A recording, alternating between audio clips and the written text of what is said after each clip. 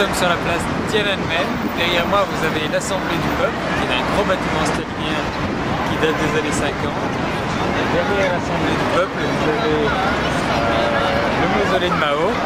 Et la place Tiananmen est surtout connue dans le monde pour avoir été l'endroit où a été inventée l'expression « arrête ton char » en 1989.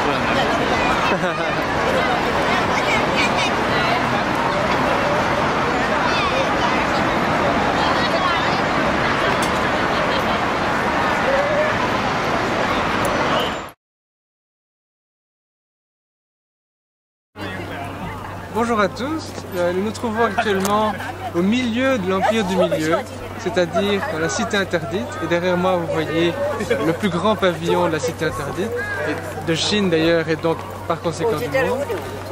Et donc, c'est l'occasion d'un peu parler de la position de l'État en Chine, du rôle de l'État en Chine.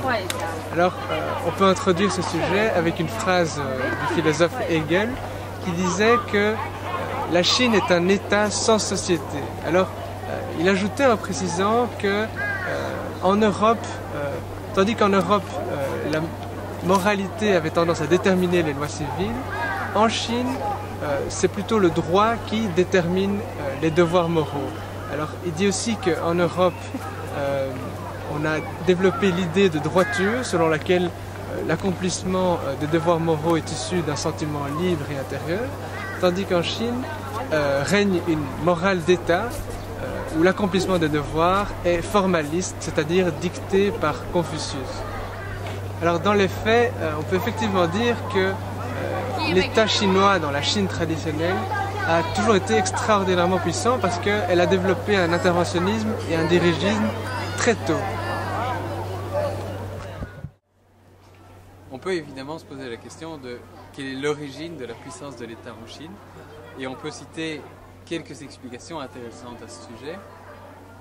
La première est le monopole de l'État sur les biens de consommation usuels, tels que le thé, le sel, l'alcool et le fer.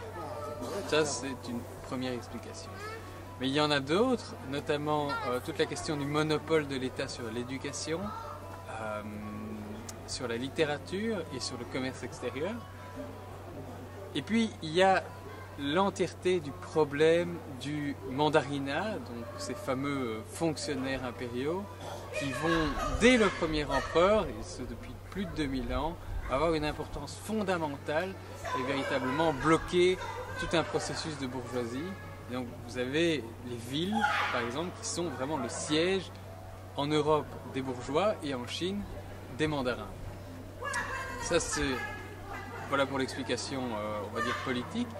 Et il y a également une explication, on va dire, plus technique, c'est la question des travaux hydrauliques qui doivent être faits dans un climat de mousson dans une bonne partie de la Chine, et également dû au fait qu'il y a 3 grands fleuves qui ont été largement drainés et irrigués durant toute la période antique chinoise.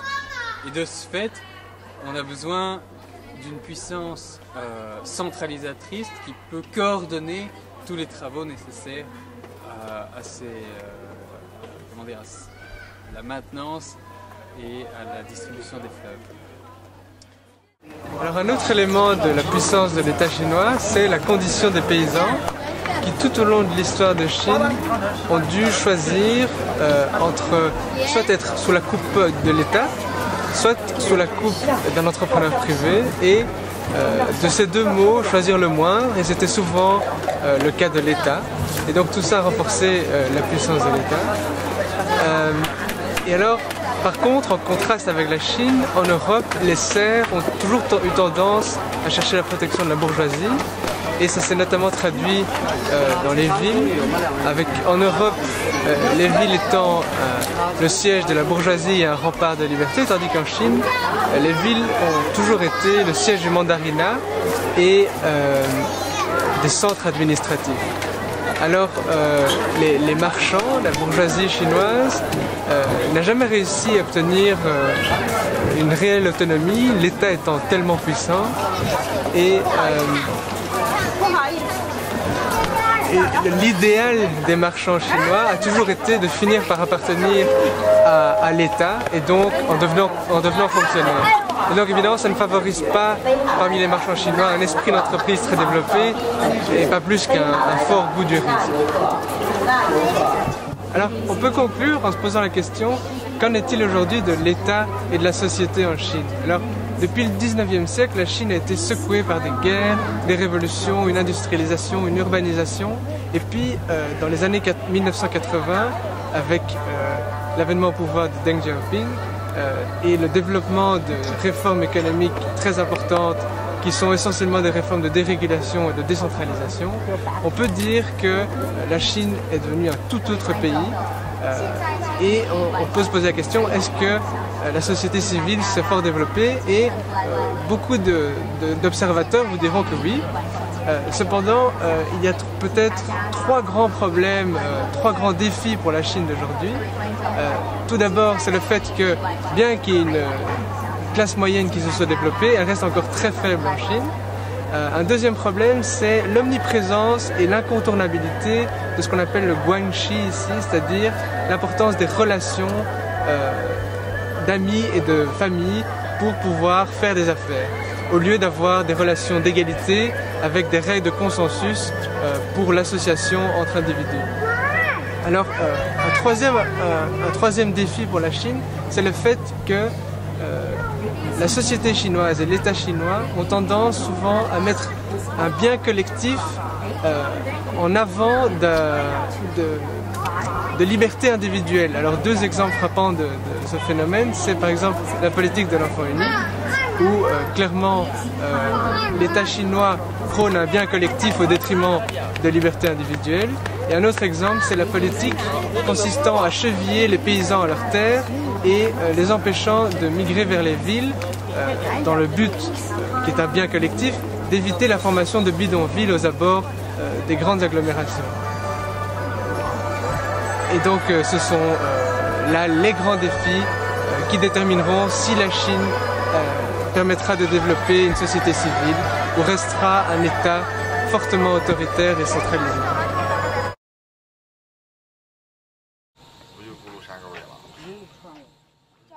Zigzagant sur les crêtes dans un paysage rempli de montagnes vertes, la muraille s'étend jusqu'à l'horizon, perdant sa trace derrière une colline, mais réapparaissant sur le flanc de la montagne suivante.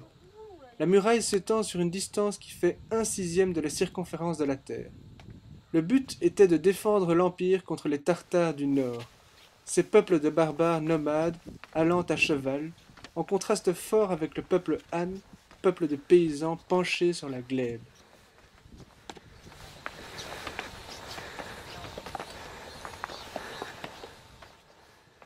Construite à la base avec terre et bois à dater du premier empereur, qui fit relier plusieurs bouts de muraille en une seule grande, ce n'est que sous les Ming que furent entrepris de gigantesques travaux d'ingénierie pour la refaire en pierre. Image parfaite d'un pouvoir autocratique, entreprise folle voire autistique, on raconte que des centaines de milliers d'ouvriers perdirent la vie en l'édifiant et que leur corps était utilisé en tant que charpente pour le mur.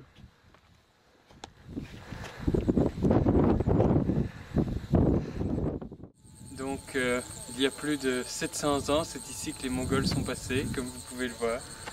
Il ne reste plus grand chose.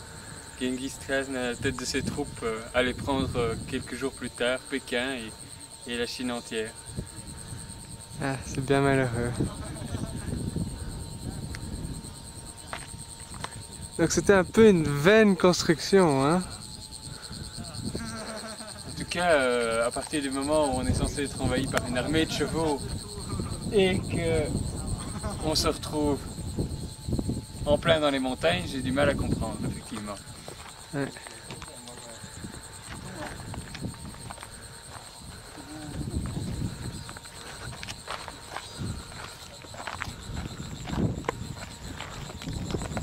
Mais Christophe, est-ce qu'on peut pas dire que ce mur a une importance historique fondamentale, dans le sens où il a contribué à dévier les troupes mongoles et les Huns plutôt que vers la Chine, vers l'Europe jusqu'au sac de Rome?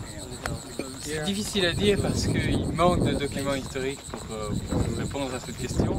Ce qui est certain, c'est que même la présence d'un mur relativement en ruine au moment où les Huns sont passés vers l'Europe et d'un mur en bon état au moment où les Mongols ont envahi la Chine, constituait un élément important pour les Mongols ou les Huns pour savoir est-ce qu'on va vers l'Europe ou vers la Chine. Donc en cela, il est intéressant de se rendre compte que tout est lié dans le monde, même en 400 après Jésus-Christ.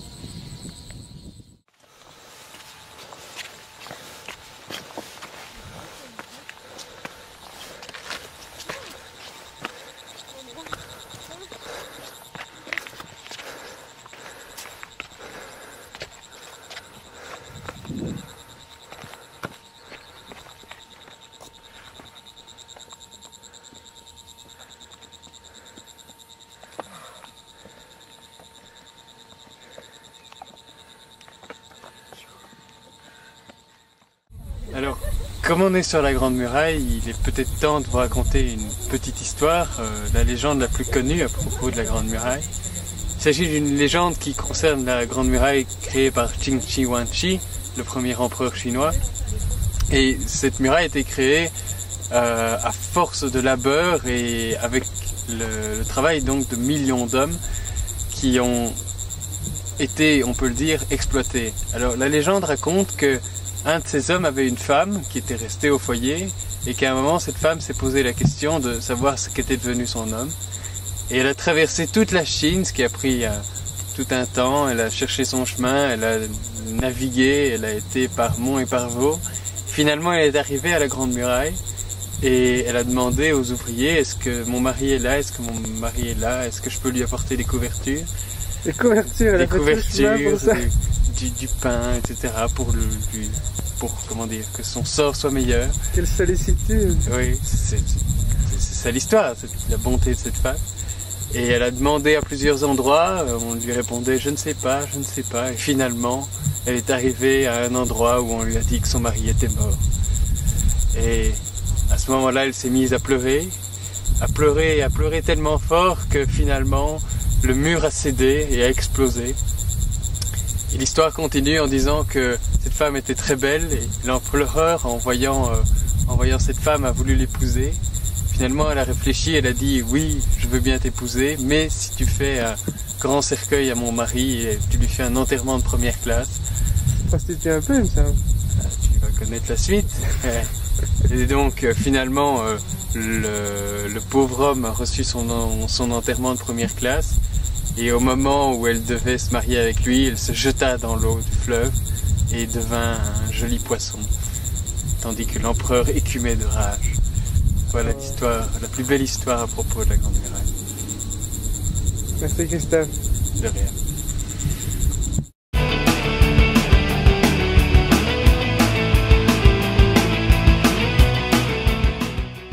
Surtout, ne manquez pas l'épisode 2 de La Chine pour les nuls, par les nuls.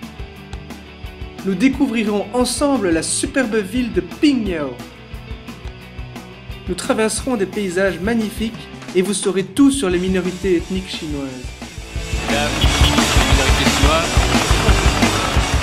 Vous serez ébahis par la beauté des gorges du Sceau du Tigre. Nous rendrons visite à cheval à des nomades. Vous saurez tout sur le climat en Chine. À 4000 mètres et qui constitue. Vous ferez la connaissance de Monsieur Lei Lutai, réinventeur du papier-monnaie en Chine. Tous les commerçants de Pingyao ont eu la même idée. Et Enfin, ils vous l'ont piqué. Oui, c'est ça. Ne soyez pas trop modeste. Non, ne vous inquiétez pas. Et bien d'autres choses encore.